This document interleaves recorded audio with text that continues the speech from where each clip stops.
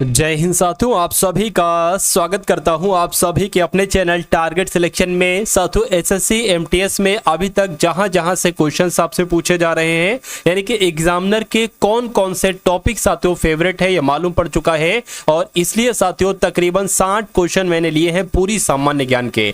मेरा मानना है साथियों कि अगर ये 60 सवाल आप देखकर चले जाएंगे तो आपके यहाँ से कई सारे क्वेश्चन साथियों एसएससी एमटीएस के एग्जाम में आपको देखने को मिलेंगे। तो अगर आपकी अभी शिफ्ट नहीं है और आपकी नजर इस वीडियो पर पड़ चुकी है, मैं कहूंगा इस पूरी वीडियो के सभी प्रश्नों को घोल कर पी जाइएगा, आपका एग्जाम बहुत आराम से क्रैक हो जाएगा। क्योंकि ये वो सभी साथियों सवाल है, वो सभी क्वेश्चंस है जो अब आपको आपकी आने वाली शिफ्ट में साथियों देखने को मिलेंगे, क्योंकि ये एक एक्सपेक्टेड क्लास है साथियों। पहला सवाल आपकी स्क्रीन पर है कि ब्रिटिश भारत में सिविल सेवा का जनक किसे कहा जाता है। तो अगर आपसे साथियों ये सवाल पूछ लिया जाए तो आपको क्या बताना है साथियों, लॉर्ड कॉर्नवालिस को ही ब्रिटिश भारत में सिविल सेवा का जनक कहा जाता है। नेक्स्ट नंबर का सवाल है आपकी स्क्रीन पर, आपसे पूछा जा रहा है साथियों कि भारत का प्रसिद्ध पारंपरिक त्योहार यानी कि छठ पूजा, तो ये छठ पूजा किस देवता को समर्पित है। मैं कहूंगा साथियों सूर्य देवता को समर्पित है। कौन सी पूजा, तो छठ पूजा। अगला सवाल है आपकी स्क्रीन पर, आपसे पूछा जा रहा है कि जो लक्ष्य सेन है ये निम्नलिखित में से किस खेल से संबंधित हैं।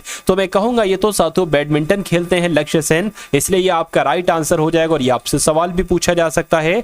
उसके बाद देखिए, अभिनव बिंद्रा को किस वर्ष पद्म भूषण से सम्मानित किया गया था। तो अगर सवाल आपसे ये पूछा जाए तो आप लोग ध्यान रखेंगे 2009, अभिनव बिंद्रा को 2009 में पद्म भूषण से सम्मानित किया गया था, आपको मालूम होना चाहिए। साथियों यहाँ पर जो आपको पढ़ाया जा रहा है बस तसल्ली से आप साथियों पढ़ लीजिए, थोड़ा सा पेशेंस आप लोग यहाँ पर रख के पढ़ लीजिए, क्योंकि ये आपके सवाल जो है ना, ये जीके के आपके जो क्वेश्चंस हैं ये आपके एग्जाम को साथियों नेस्त नाबूद कर देंगे। चलिए, मणिका बत्रा की अगर बात करें, कहीं कहीं पर मणिका बत्रा भी लिखा होता है, तो निम्नलिखित में से ये किस खेल से संबंधित है। तो ये टेबल टेनिस से संबंधित है।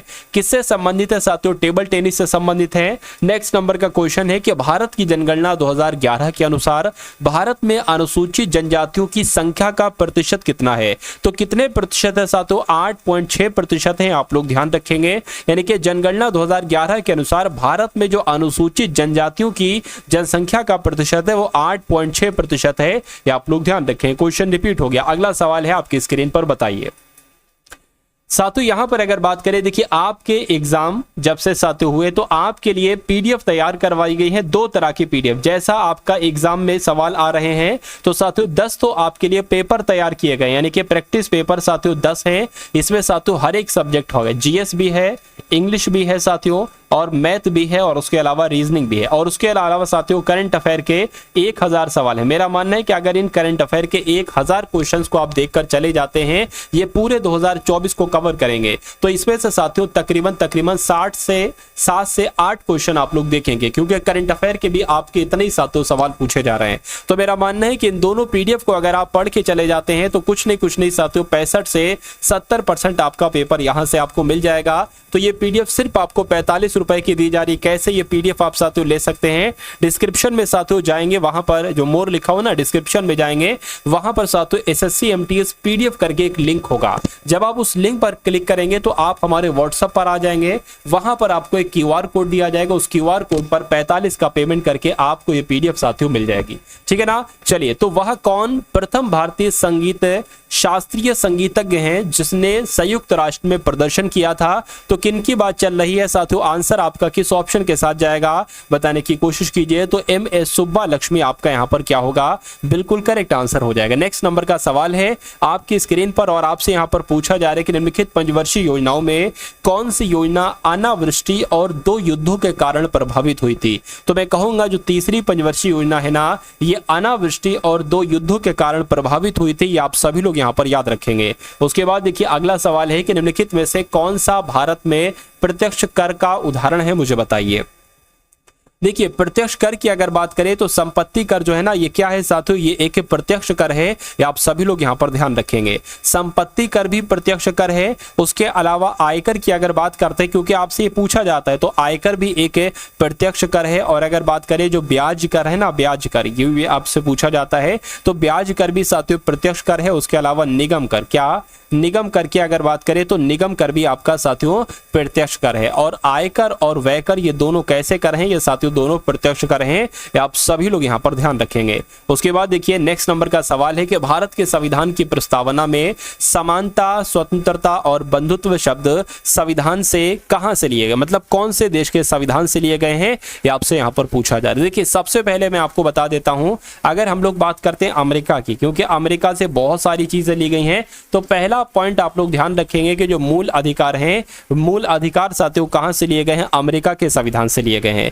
उसके अलावा अगर बात करते हैं साथियों जो प्रस्तावना है ना, प्रस्तावना कहां के संविधान से ली गई है, तो अमेरिका के संविधान से ली गई है। उसके अलावा जो उपराष्ट्रपति का पद है, किसका पद है साथियों, जो उपराष्ट्रपति का पद है, उपराष्ट्रपति के पद का प्रावधान किस देश के संविधान से लिया गया है, तो आपको अमेरिका बताना है। इतनी बात आप लोग ध्यान रखेंगे, ठीक है। लेकिन जो प्रस्तावना में जो समानता, स्वतंत्रता, बंधुत्व जैसे शब्द हैं, ये साथियों फ्रांस के संविधान से लिए गए हैं। ये आप सभी लोगों को यहां पर क्या रखना है साथियों, याद रखना है, ठीक है ना। चलिए उसके बाद देखिए नेक्स्ट नंबर का सवाल है आपकी स्क्रीन पर कि भारतीय संविधान का कौन सा अनुच्छेद राष्ट्रपति द्वारा शपथ या प्रतिज्ञान से संबंधित है, मुझे बताइए। क्या आपका सही जवाब होगा, बताइए। देखिए कुछ अनुच्छेद मैं आपको साथियों बता रहा हूं, जैसे कि अनुच्छेद 52 बहुत इंपॉर्टेंट है, ये साथियों राष्ट्रपति के बारे में बताता है। अनुच्छेद 52 की अगर बात करें तो राष्ट्रपति के पद के बारे में बताता है। अगर वहीं पर साथियों अनुच्छेद 54 की बात करें तो ये इसमें साथियों क्या है, राष्ट्रपति का निर्वाचक मंडल है।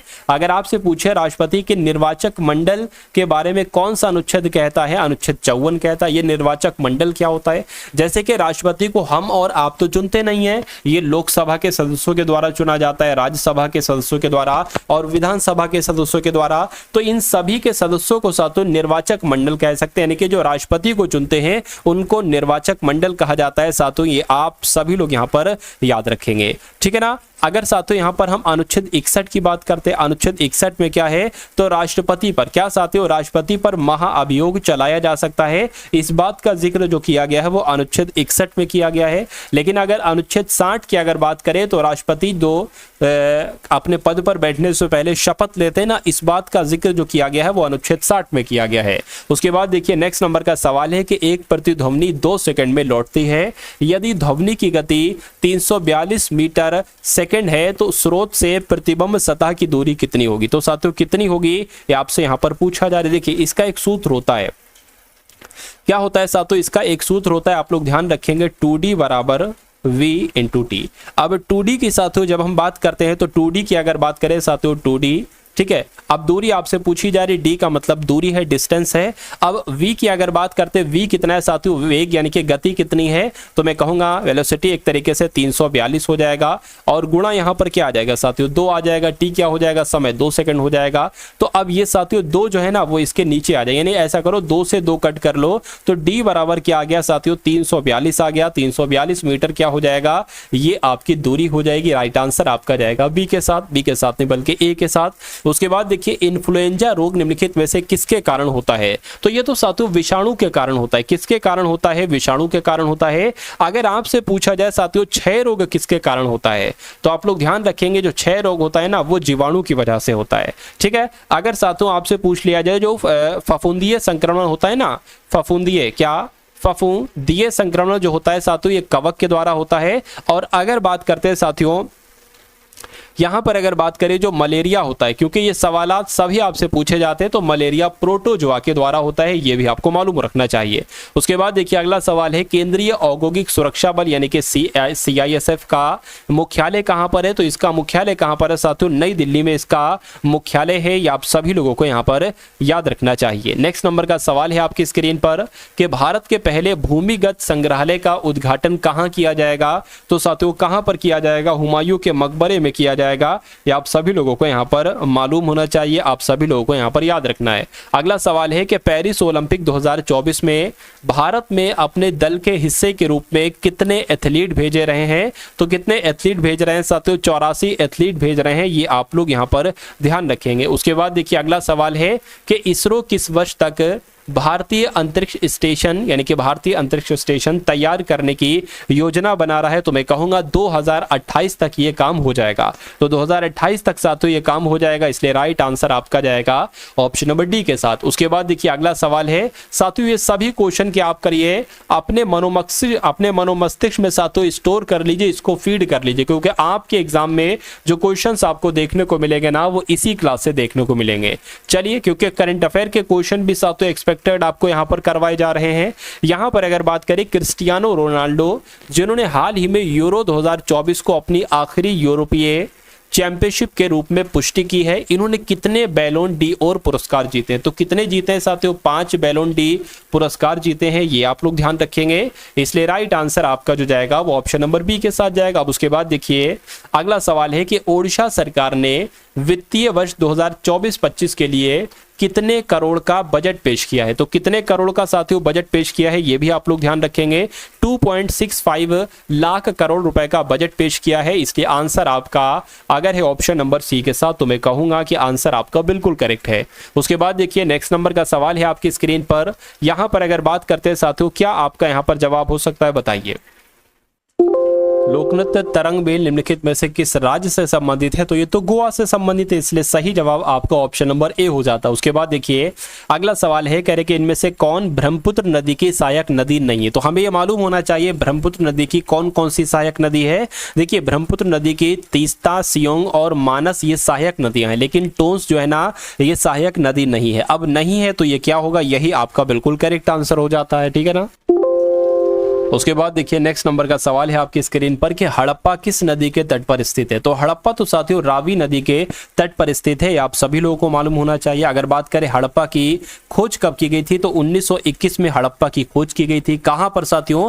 पाकिस्तान के अंदर की गई थी, पाकिस्तान में एक तरीके से यहां पर की गई थी, आप लोग यहां पर ध्यान रखेंगे, ठीक है। चलिए उसके बाद देखिए अगले नंबर का सवाल है आपकी स्क्रीन पर कि निम्नलिखित शास्त्रीय नर्तकियों में से किसे 2003 में पद्म विभूषण पुरस्कार से पुरस्कृत किया गया था? तो किसे किया गया था? सोनल मानसिंह को किया गया था, ये आप लोग यहां पर याद रखेंगे। उसके बाद देखिए नेक्स्ट नंबर का सवाल है आपकी स्क्रीन पर साथियों, देखिए और मुझे बताइए कि आपका राइट आंसर यहां पर क्या हो सकता है। यहां पर अगर बात करें कि निम्नलिखित में से कौन सा क्षेत्र चालुक्यों की राजधानी थी? तो एहोल की अगर बात करें, एहोल साथियों ये चालुक्यों की राजधानी थी, आप सभी लोग याद रखेंगे। उसके बाद देखिए अगला सवाल है कि इम्परफेक्ट किसकी आत्मकथा है, मुझे बताइए। तो इम्परफेक्ट की अगर बात करते हैं, ये तो साथियों संजय मांजरेकर की आत्मकथा है। किसकी आत्मकथा है साथियों? संजय मांजरेकर की आत्मकथा है, जिस आत्मकथा का नाम है इम्परफेक्ट। नेक्स्ट नंबर का क्वेश्चन है कि किस राजवंश के तहत दिल्ली पहली बार किसी राज्य की राजधानी बनी थी? तो किसकी बात चल रही है? तोमर राजपूत की बात चल रही है, यानी कि तोमर राजपूत राजवंश के तहत ही दिल्ली पहली बार किसी राज्य की राजधानी बनी थी, इसलिए ये आपका क्या होगा? बिल्कुल सही जवाब हो जाएगा। निम्नलिखित में से किस राज्य में सर्वाधिक कोयले के भंडार पाए जाते हैं? तो आप लोग ध्यान रखेंगे साथियों, झारखंड की अगर हम बात करते हैं तो झारखंड में ही साथियों सबसे ज्यादा कोयले के भंडार पाए जाते हैं, आपको मालूम होना चाहिए। उसके बाद देखिए नेक्स्ट नंबर का सवाल है आपकी स्क्रीन पर कि संगीत नाटक एकेडमी के अनुसार भारत में कितने शास्त्रीय नृत्य हैं? तो भारत में साथियों कितने शास्त्रीय नृत्य हैं? भारत में 8 शास्त्रीय नृत्य। यहाँ पर साथियों देखिए ये बहुत एक शानदार टॉपिक है और जहां से आपके एग्जाम में साथियों क्वेश्चन आपसे पूछे जाते हैं। अब संगीत नाटक एकेडमी के अनुसार ठीक है कि भारत में 8 शास्त्रीय नृत्य हैं। अब वो कौन कौन से शास्त्रीय नृत्य हैं ये भी तो साथियों मेरा बताना कर्तव्य बिल्कुल। अब वो नृत्य कौन सा है और वो नृत्य कहाँ का नृत्य ये भी साथियों मैं आपको बताऊंगा। 1 2 3 4 5 6 7 8 देखिए यहां पर अगर बात करें जैसे कि भरतनाट्यम है, ठीक है, ये क्या है? भरतनाट्यम की अगर बात करते हैं, भरतनाट्यम ये एक साथियों तमिलनाडु का शास्त्रीय नृत्य है। कहाँ का शास्त्रीय नृत्य है? ये साथियों तमिलनाडु का शास्त्रीय नृत्य है। ठीक, एक काम करता हूँ, इसको मैं हटा देता हूँ, ठीक है। अब यहाँ पर अगर बात करें भरतनाट्यम हो गया, उसके अलावा अगर हम कथक की बात करते हैं तो ये कथक कहाँ का है साथियों? ये यूपी का है। उसके अलावा कथकली की अगर बात करते हैं तो कथकली के शास्त्रीय नृत्य की अगर बात करें कहाँ का है साथियों? ये केरल का है। और ये केरल का है तो कुचिपुड़ी की अगर बात करें, कुचिपुड़ी में आपको साथियों कई बार बता चुका हूँ, कुचिपुड़ी कहाँ का है साथियों? इसका स्क्रीनशॉट आप ले लीजिएगा क्योंकि यहाँ से सबसे ज्यादा साथियों सवाल आपसे पूछे जा रहे हैं। तो ये आपका आंध्र प्रदेश का हो जाए। और राइटिंग पर मत जाइएगा साथियों, जल्दबाजी में राइटिंग ऐसी हो रही है, है। उसके अलावा अगर बात करते हैं ओडिसी, ये शास्त्रीय नृत्य कहाँ का है, तो ये साथियों ओडिशा का है। ये कहाँ का है, ये ओडिशा का है, ये भी आप लोग यहाँ पर ध्यान रखेंगे।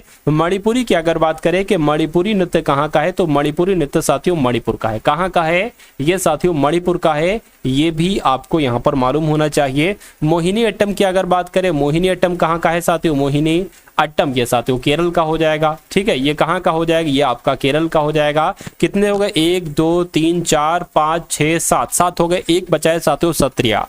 ठीक है, ये आपका क्या हो गया, सत्रिया हो गया। ये कहां पर किया जाता है शास्त्रीय नृत्य, ये असम में किया जाता है। तो आप लोग ध्यान रखेंगे, 8 शास्त्रीय नृत्य संगीत नाटक एकेडमी के द्वारा यहां से सवाल आपसे पूछे जाते हैं। उसके बाद देखिए नेक्स्ट नंबर का सवाल है आपकी स्क्रीन पर साथियों, देखिए और मुझे बताइए कि निम्नलिखित में से कौन सा भारत का पहला अंग्रेजी भाषा का समाचार पत्र था। तो हिक्की द बंगाल गजट की अगर बात करते हैं साथियों, बंगाल गजट ही भारत का अंग्रेजी भाषा का समाचार पत्र था। ये आप सभी लोगों को यहाँ पर मालूम होना चाहिए। इसकी शुरुआत किसने की थी साथियों, बंगाल गजट की, तो इस बंगाल गजट की हिक्की ने ही साथियों शुरुआत की थी, तो ये भी आपको मालूम होना चाहिए। उसके बाद देखिए नेक्स्ट नंबर का सवाल है कि भारतीय संविधान का कौन सा अनुच्छेद संघ की राजभाषा से संबंधित है। तो मैं कहूंगा साथियों अनुच्छेद 343 की अगर बात करते ये साथियों संघ की राजभाषा से संबंधित है। उसके बाद देखिए 1760 में वांडीवाश की प्रसिद्ध लड़ाई अंग्रेजों ने किसके खिलाफ लड़ी थी, तो मैं कहूंगा अंग्रेजों ने फ्रेंच के खिलाफ लड़ी थी। किसके खिलाफ लड़ी थी साथियों, फ्रेंच के खिलाफ लड़ी थी। उसके बाद देखिए भारतीय संविधान का कौन सा अनुच्छेद जीवन और व्यक्तिगत स्वतंत्रता के संरक्षण से संबंधित है। तो अगर बात करते हैं हम अनुच्छेद 21 की, तो ये आपको इतना ध्यान रखना है कि जो अनुच्छेद 21 है ना साथियों, ये जीवन और व्यक्तिगत स्वतंत्रता के संरक्षण से संबंधित है। ठीक है, अब अगर बात करें साथियों अनुच्छेद 19 की अगर बात करते हैं, तो अनुच्छेद 19 में नागरिक को 6 प्रकार की स्वतंत्रता दी गई है। क्या, अगर बात करते हैं अनुच्छेद 19 की, तो अनुच्छेद 19 में नागरिक है यहाँ पर, नागरिक को 6 प्रकार की स्वतंत्रता दी गई। वो 6 प्रकार की स्वतंत्रता कौन कौन सी है कि आप कोई भी मतलब कहीं पर भी आप भाषण दे सकते हो। ये नहीं कि भाई गोरा काला ऐसा कुछ भेदभाव नहीं है, ना जाति पात का कोई भेदभाव, कोई भी व्यक्ति, ठीक है, आप भाषण कहीं पर दे सकता है, किसी भी सभा में जा सकता है। ठीक है, सम्मेलन का उसका अधिकार रहता है। भारत में पूरे क्षेत्र में कहीं भी भ्रमण कर सकता है, वो कहीं भी चाहे निवास कर सकता है, वो कोई भी चाहे व्यवसाय कर सकता है। तो ये 6 प्रकार की स्वतंत्रता हो गई। उसके अलावा अगर बात करते हैं अनुच्छेद 20 की, तो ये दोष सिद्धि के संबंध में संरक्षण है।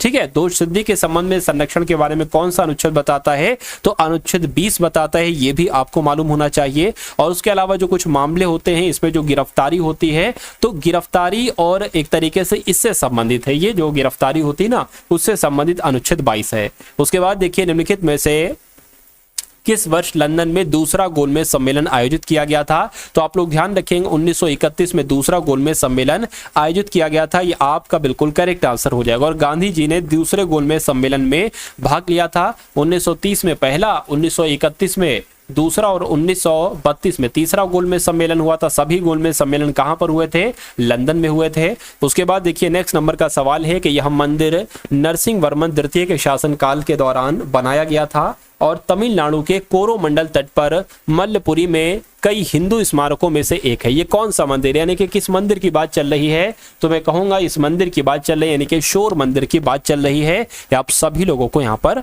मालूम होना चाहिए। चलिए भाई, उसके बाद देखते हैं नेक्स्ट नंबर का सवाल है कि निम्नलिखित में से किसकी तरंग दैर्घ्य सबसे कम होती है। तो सबसे कम तरंग दैर्घ्य जो होती है ना, वो गामा किरणों की होती है। किसकी साथियों, सबसे कम तरंग दैर्घ्य होती है, गामा किरणों की सबसे कम तरंग दैर्घ्य होती है। ये आप सभी लोग यहाँ पर याद रखेंगे। नेक्स्ट नंबर का क्वेश्चन है कि संस्कृति मंत्रालय के द्वारा शुरू की गई परियोजना PARI, इसका उद्देश्य क्या है। तो इसका उद्देश्य दिल्ली में पारंपरिक नृत्य शैलियों को बढ़ावा देना नहीं, दिल्ली में नए शैक्षणिक संस्थान बनाना साथियों नहीं, दिल्ली के सौंदर्य और सांस्कृतिक स्वरूप को बढ़ावा देना। मैं कहूंगा बिल्कुल, यानी कि आपका राइट आंसर अगर है ऑप्शन नंबर सी के साथ, तो बिल्कुल करेक्ट है। उसके बाद देखिए नेक्स्ट नंबर का सवाल है कि भारतीय पुरुष क्रिकेट टीम के नए मुख्य कोच कौन नियुक्त किए गए हैं। तो इनका नाम है साथियों गौतम गंभीर, और गौतम गंभीर साहब ही भारतीय पुरुष क्रिकेट टीम के नए मुख्य कोच बने हैं। राइट आंसर जिनका भी ऑप्शन नंबर डी के साथ है, मैं कहूंगा बिल्कुल करेक्ट है। उसके बाद देखिए केंद्रीय बजट 2024 के अनुसार कितने औद्योगिक पार्क स्वीकृत किए जाएंगे, तो कितने किए जाएंगे साथियों स्वीकृत, 12 स्वीकृत किए जाएंगे, ये भी आप लोगों को मालूम होना चाहिए। उसके बाद देखिए अगला सवाल है कि बांग्लादेश में आयोजित होने वाले आईसीसी महिला T20 विश्व कप 2024 का आयोजन अब किस देश में होगा, तो साथियों किस देश में होगा, अगर आपसे ये सवाल पूछ लिया जाए तो आपको बताना है संयुक्त अरब अमीरात में होगा। कहां पर होगा साथियों, संयुक्त अरब अमीरात में होगा, ये आप सभी लोगों को यहां पर मालूम होना चाहिए भाई। बहुत बढ़िया, वेरी गुड क्लास। साथियों अगर आपने अभी तक इस वीडियो को लाइक नहीं किया तो मैं कहूंगा, आपसे रिक्वेस्ट करूंगा कि इस वीडियो को साथियों आप लोग तुरंत लाइक कर दीजिए, ठीक है ना। चलिए उसके बाद देखिए नेक्स्ट नंबर का सवाल है कि उगादी निम्नलिखित में से किस राज्य का त्योहार है, तो उगादी तो साथियों आंध्र प्रदेश का भी है, ठीक है। आंध्र प्रदेश में भी एक तरीके से ये किया जाता है। ये त्योहार कहाँ का है, ये आंध्र प्रदेश का है। अच्छा, आंध्र प्रदेश के कुछ महत्वपूर्ण हम लोग देख लेते हैं, जैसे कि दशहरा उत्सव कहाँ पर मनाया जाता है, अगर सवाल पूछा जाए तो आंध्र प्रदेश आपको बताना है। उसके अलावा एक और पूछा जाता है दक्कन महोत्सव कहाँ पर मनाया जाता है, क्या पूछा जाएगा कि दक्कन महोत्सव कहाँ पर मनाया जाता है, तो आंध्र प्रदेश में मनाया जाता है। उसके अलावा अगर गोवा की बात करते हैं साथियों तो शिगमो मेला आपसे पूछा जाता है कि शिगमो मेला कहां पर मनाया जाता है, क्या शिगमो, ये गा है, शिगमो मेला कहां पर मनाया जाता है, तो गोवा में मनाया जाता है। पंजाब की अगर बात करते हैं साथियों, लोहड़ी आपसे पूछा जाएगा कि लोहड़ी कहां पर मनाई जाती है, तो पंजाब में। आपसे पूछा जाएगा बैसाखी कहां पर मनाई जाती है, तो साथियों पंजाब में।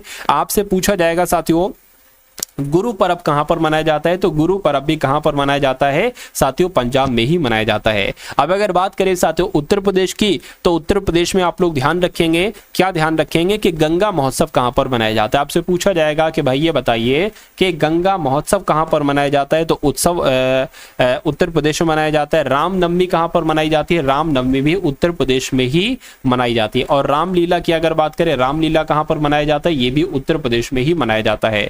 उसके बाद देखिए अगले नंबर का सवाल है आपके स्क्रीन पर कि ओलंपिक में भारत के लिए प्रथम ध्वजवाहक कौन थे, तो कौन थे साथियों, पूर्मा बनर्जी इनका नाम है और ये ओलंपिक में भारत के लिए प्रथम ध्वजवाहक थे, आप लोग ध्यान रखेंगे। साथियों ये सभी एक तरीके से टॉप लेवल के क्वेश्चन है, आप यहां पर देख पा रहे होंगे टॉप लेवल की क्वेश्चन की साथियों सीरीज आप लोग यहां पर देखेंगे, तकरीबन 60 के आसपास हम लोग यहां पर क्वेश्चन को देखेंगे एसएससी एमटीएस के साथियों एग्जाम को आपके क्रैक करने के लिए। तो आप बहुत आराम से, और जो भी साथियों मेरे यहां पर क्लास हो, क्योंकि साथियों मेरी यहां पर आपके लिए डेली एक क्लास होती है और एक ऐसी क्लास होती है जिसमें साथियों जीएस हो, उसके अलावा इंग्लिश हो, या साथियों रीजनिंग हो, या साथियों मैथ हो, सब कुछ आपको पढ़ाया जाता है। यानी कि एक सिंगल चीज ऐसी नहीं जो छोड़ी आपके लिए जाए। और करंट अफेयर भी साथियों इसमें इंपॉर्टेंट क्वेश्चन होते हैं जीएस वाले सेक्शन में। चलिए अब उसके बाद देखिए नेक्स्ट नंबर का सवाल है आपके स्क्रीन पर, देखिए और मुझे बताइए कि आपका जो राइट आंसर यहां पर है वो साथियों क्या हो सकता है। चलिए देखिए डीआरडीओ का हेडक्वार्टर आपसे यहां पर पूछा जा रहा है, तो डीआरडीओ की अगर बात करें कि इसका हेडक्वार्टर कहां पर है, तो नई दिल्ली में साथियों इसका हेडक्वार्टर, कहां पर इसका हेडक्वार्टर है, नई दिल्ली में इसका हेडक्वार्टर है, ठीक ना। उसके अलावा अगर आपसे पूछे कि इसकी स्थापना कब हुई थी, तो 1958 में इसकी स्थापना हुई थी, आपको मालूम होना चाहिए। अच्छा एक चीज आपसे पूछी जाती है, केंद्रीय, क्या साथियों केंद्रीय औषधि, क्या साथियों केंद्रीय औषधि अनुसंधान संस्थान कहां पर स्थित है, तो आपको बताना है लखनऊ में स्थित है। अगर आपसे साथियों पूछ लिया जाए कि केंद्रीय खनन अनुसंधान संस्थान कहां पर स्थित है, तो केंद्रीय खनन अनुसंधान संस्थान साथियों धनबाद में स्थित है। और अगर आपसे पूछ लिया जाए कि केंद्रीय वन अनुसंधान संस्थान कहां पर स्थित है साथियों, तो देहरादून आपको बताना, यानी कि चारों क्वेश्चन आप लोग बहुत अच्छे तरीके से यहां पर याद रखेंगे। उसके बाद देखिए नेक्स्ट नंबर का सवाल है आपकी स्क्रीन पर, देखिए और बताइए सही जवाब क्या होगा कि निम्नलिखित में से कौन सा लोथल और चंदहुदड़ों में हड़प्पा का सबसे महत्वपूर्ण उद्योग था। तो यहां पर अगर बात करते हैं साथियों मनका बनाना, ये आपका बिल्कुल करेक्ट आंसर हो जाएगा। यानी कि लोथल और चंदहुदड़ों में हड़प्पा का सबसे महत्वपूर्ण उद्योग कौन सा था, तो मनका बनाना ये उद्योग था, इसलिए राइट आंसर आपका हो जाएगा ए के साथ। नेक्स्ट नंबर का सवाल है, ये तो बहुत छोटा है, कोई दिक्कत नहीं है साथियों, इसको हम लोग क्या कर लेते हैं, बड़ा कर लेते हैं, क्या दिक्कत है, ये तो घर की खेती है, सही, ये तो घर की खेती है। उसके बाद देखिए अगले नंबर का साथियों सवाल है आपकी स्क्रीन पर कि निम्नलिखित में से कौन हिंदुस्तान सोशलिस्ट एसोसिएशन, क्या हिंदुस्तान सोशलिस्ट रिपब्लिकन एसोसिएशन के नेता रहे, तो साथियों कौन कौन रहे, भगत सिंह रहे, मैं कहूंगा बिल्कुल। उसके अलावा जतिन सुभाष चंद्र बोस नहीं रहे, जतिन दास रहे और अजय घोष रहे। यानी कि 1, 3 और 4 आपका सही जवाब है। और ये कहां पर लिखा हुआ, 1, 3, 4 ऑप्शन नंबर बी में लिखा हुआ है, तो ये आपका बिल्कुल करेक्ट आंसर हो जाता है। उसके बाद देखिए अगला सवाल है कि वर्ष 2011 की जनगणना से प्राप्त अंतिम आंकड़ों के अनुसार भारत की साक्षरता दर कितनी थी। तो भारत की साक्षरता दर तो साथियों 74.04% थी। कितनी थी? तकरीबन 74% थी। कांग्रेस का पहला अधिवेशन कहां पर आयोजित किया गया था? तो ये कहां पर आयोजित किया गया था? ये साथियों बॉम्बे में आयोजित किया गया था। इसलिए राइट आंसर आपका जाएगा ऑप्शन नंबर बी के साथ। ठीक है ना। देखिए अगर बात करते हैं यहां पर कांग्रेस के पहले अधिवेशन की, तो ये 1885 में हुआ था। कहां पर हुआ था साथियों? बॉम्बे में हुआ था। ठीक है। इसकी अध्यक्षता की अगर बात करें साथियों, व्योमेश चंद्र, ठीक है, व्योमेश चंद्र बनर्जी के द्वारा साथियों, व्योमेश चंद्र बनर्जी के द्वारा इसकी अध्यक्षता की गई थी। ये सवाल पूछा जाता है। उसके अलावा साथियों दूसरा जो सम्मेलन हुआ, अधिवेशन हुआ कांग्रेस का, वो कहां पर हुआ साथियों? वो कलकत्ता में हुआ। कहां पर हुआ? वो कलकत्ता में हुआ। और इसकी अध्यक्षता किसके द्वारा की गई साथियों? अपने दादा भाई नौरोजी के द्वारा की गई। किसके द्वारा? दादा भाई नौरोजी के द्वारा इसकी अध्यक्षता की गई। उसके अलावा साथियों 1887 में जो तीसरा अधिवेशन होता है, ये कहां पर हुआ था? ये साथियों मद्रास में हुआ था। और इसकी अध्यक्षता किसने की थी साथियों? बदरुद्दीन तैयब जी ने की थी। और बदरुद्दीन तैयब जी ही पहले ऐसे व्यक्ति थे जिन्होंने भारतीय राष्ट्रीय कांग्रेस की अध्यक्षता किसी पहले मुस्लिम ने की थी। यह भी आपसे सवाल पूछा जाता है। और उसके बाद 1888 की अगर बात करें तो इसका अधिवेशन कहां पर हुआ था? इलाहाबाद में हुआ था। और किसकी अध्यक्षता में हुआ था? जॉर्ज यूले की अध्यक्षता में हुआ था। यहां से भी सवाल आपसे पूछे जाते हैं। चलिए भाई, उसके बाद देखिए नेक्स्ट नंबर का सवाल है आपकी स्क्रीन पर। बताइए किस आयु तक के बच्चों को किसी कारखाने, खदानों, खतरनाक कार्य में नियुक्ति से प्रतिबंधित किया गया है? तो मैं कहूंगा 14 वर्ष, यानी कि जिनकी आयु 14 वर्ष है, 14 वर्ष से कम है, ये किसी खतरनाक वाला काम नहीं कर सकते। कोई खतरनाक कारखाना वगैरह में ये काम नहीं कर सकते। ये आप लोग यहां पर ध्यान रखेंगे। ठीक है ना। चलिए उसके बाद देखिए अगले नंबर का सवाल है, सेंचुरी ऑफ नॉट इनफ, ये किसकी आत्मकथा है? तो ये सौरभ गांगुली की आत्मकथा है। किसकी आत्मकथा है साथियों? ये सौरभ गांगुली की आत्मकथा है। भारत के राष्ट्रपति में कितनी वीटो शक्तियां निहित हैं? तो कितनी वीटो शक्तियां निहित हैं साथियों? 3 वीटो शक्तियां निहित हैं। ये आप लोग यहां पर ध्यान रखेंगे। एक हो जाएगा पॉकेट वीटो, एक हो जाएगा निलंबनकारी वीटो, और एक हो जाएगा साथियों आंतरिक वीटो। क्या? आंतरिक वीटो हो जाएगा। उसके बाद देखिए कि पोनुंग और टपू किस राज्य के लोकप्रिय नृत्य हैं? मुझे बताइए। तो ये तो अरुणाचल प्रदेश के हैं। कहां के हैं साथियों? अरुणाचल प्रदेश के हैं। आप लोग ध्यान रखेंगे। ठीक है ना। चलिए भाई, अब उसके बाद देखते हैं नेक्स्ट नंबर का सवाल है आपकी स्क्रीन पर कि डुरंड कप, संतोष ट्रॉफी और रोवर्स कप ये किस खेल से संबंधित हैं? यानी कि किस खेल में जीतने पर दिए जाते हैं? तो मैं कहूंगा ये तो फुटबॉल के खेल में जीतने पर दिए जाते हैं। ये आप सभी लोग यहां पर ध्यान रखेंगे। अगर हॉकी की बात करते हैं तो हॉकी में साथियों दिया जाता है आगा खां कप। क्या? आगा खां कप किस खेल में दिया जाता है? तो हॉकी के खेल में दिया जाता है। ध्यानचंद ट्रॉफी की अगर बात करते हैं साथियों, ध्यानचंद ट्रॉफी की अगर बात करें तो ध्यानचंद ट्रॉफी की अगर बात करें तो ये हॉकी के खेल में दी जाती है। फुटबॉल की अगर बात करें साथियों, एक तो डुरंड कप, संतोष ट्रॉफी, रोवर्स कप दिया जाता है। ठीक है ना। और नेहरू कप जो है ना, नेहरू कप भी साथियों फुटबॉल में ही दिया जाता है। तो नेहरू कप आपसे पूछा जाएगा फुटबॉल के खेल में। बैडमिंटन की अगर बात करें साथियों, देखिए एक तो आप लोग ध्यान रखेंगे चड्डा कप। क्या? चड्डा कप। और एक आप लोग ध्यान रखेंगे थॉमस कप। क्या आप लोग ध्यान रखेंगे? थॉमस कप आप लोग ध्यान रखेंगे। ठीक है ना। और एक आप लोग ध्यान रखेंगे उबेर कप। तो ये कहां दिया जाता है? ये साथियों बैडमिंटन के खेल में ही दिया जाता है। अगर क्रिकेट की अगर बात करें तो साथियों देवधर ट्रॉफी किस खेल में दी जाती है?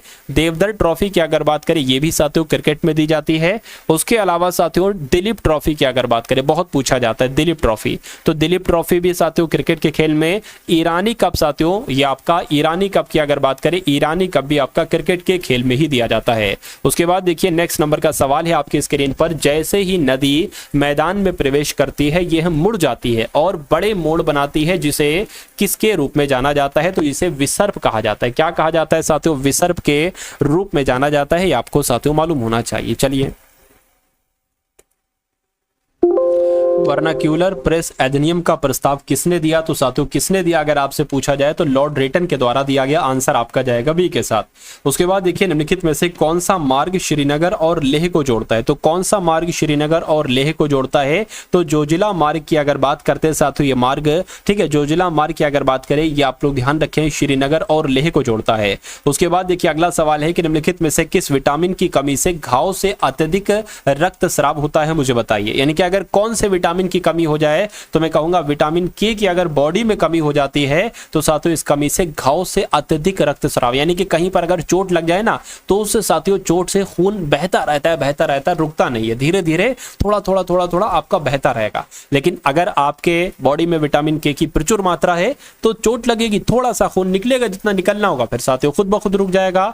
चलिए, तो इस वजह से इस विटामिन की कमी से बहुत सारे लोगों की मौत भी हो सकती है, हो चुकी है, कुछ लोग ऐसे साथियों हैं। ठीक है, तो बहुत सारी ऐसी चीजें हैं जिसमें विटामिन के होता है, तो वो चीजें आपको लेना होती हैं। आधुनिक आवर्त सारणी के उस समूह का चयन कीजिए, उस समूह का नाम बताइए जिसमें उपस्थित सभी तत्व गैसें हैं। तो किसकी बात चल रही है? समूह 18 की बात चल रही है, समूह 18 की बात चल रही है। उसके बाद देखिए अगला सवाल है आपकी स्क्रीन पर कि पेरिस ओलंपिक 2024 में मिश्रित 10 मीटर एयर पिस्टल निशानेबाजी में मनु भाकर और सरबजीत सिंह ने कौन सा पदक जीता है? तो कांस्य पदक जीता है साथियों। राइट आंसर आपका ऑप्शन नंबर सी हो जाएगा। उसके बाद देखिए अगला सवाल है कि पेरिस 2024 ओलंपिक में टेनिस ने ओलंपिक स्वर्ण पदक में किसने जीता है? यानी कि ओलंपिक स्वर्ण पदक किसने जीता है? तो मैं कहूंगा नोवाक जोकोविच ने जीता है। ये आपका क्या होगा? ये आपका बिल्कुल करेक्ट आंसर हो जाएगा। नेक्स्ट नंबर का सवाल है कि नए एसबीआई चेयरमैन के रूप में किसे मंजूरी दी गई? तो किसे मंजूरी दी गई है? चिल्ला श्रीनिवासुलु शेट्टी की अगर बात करें, इनको साथियों नए एसबीआई चेयरमैन के रूप में मंजूरी दी गई है। ये आप लोग यहाँ पर ध्यान रखेंगे। तो कुल मिला के साथियों ये 60 क्वेश्चन आप लोगों ने देखे। ये क्लास आपको कैसी लगी एक बार कमेंट सेक्शन में आप लोग जरूर बताएंगे। इस वीडियो को लाइक करके जाइएगा, चैनल को सब्सक्राइब करके जाइएगा। और उसके अलावा साथियों एसएससी एमटीएस अगर आपके पास अभी कुछ समय है, यानी कि 1 दिन है 2 दिन है, तो मैं कहूंगा जो पीडीएफ आपके लिए तैयार किए गए साथियों इस पीडीएफ को जरूर लगा कर जाएंगे। एक तो 10 मॉडल पेपर की पीडीएफ आपको दी जा रही है, 10 मॉडल पेपर की। उसके अलावा साथियों 1000 करंट अफेयर के क्वेश्चन। देखिए 7 से 8 घंटे अगर आप करंट अफेयर क्वेश्चन पढ़ लेंगे ना तो सब आपको तैयार हो जाए, क्योंकि 1 लाइनर टाइप से क्वेश्चन ये हैं। अब क्योंकि ये रैपिड पीडीएफ बनाई है कम समय में, क्योंकि मुझे पता है कि कम समय आपके पास है, तो कम समय में कैसे 1000 क्वेश्चन करेंगे? 1 लाइनर की है हो जाएगा। मैथ का क्वेश्चन उसके नीचे ही उसका सोल्यूशन, उसके अलावा जीके का क्वेश्चन उसके नीचे उसका आंसर, कहीं इधर उधर जाने की जरूरत आपको है ही नहीं। तो ये पीडीएफ सिर्फ 45 रुपए की आपको दी जा रही है। डिस्क्रिप्शन में लिंक है एसएससी एमटीएस पीडीएफ करके, उस लिंक पर जब आप क्लिक करेंगे तो आप हमारे व्हाट्सएप पर आ जाएंगे। वहां पर आपको एक क्यूआर कोड दिया जाएगा, उस क्यूआर कोड पर 45 का पेमेंट करके साथियों आप इस पीडीएफ को प्राप्त कर लेंगे। ठीक है ना? तो इस वीडियो को लाइक कीजिएगा। मिलते हैं हम सभी लोग आने वाली वीडियो में। जय हिंद साथियों।